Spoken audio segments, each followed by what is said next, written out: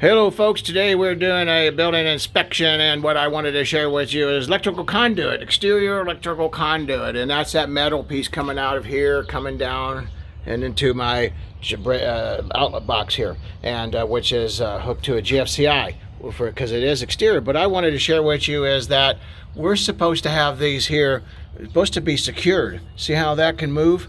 Well, that's anytime anything like that can move, then that is not correct. So this is something that needs to be attended to. Now come on over here and I'm going to show you some more conduit, and that's happening. And you see how this one is the same thing right here.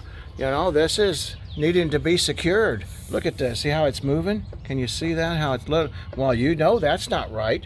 So that is all. It just needs to be secured. That's all. And how do you secure it? Well, let's walk over here, because actually they did part of it right.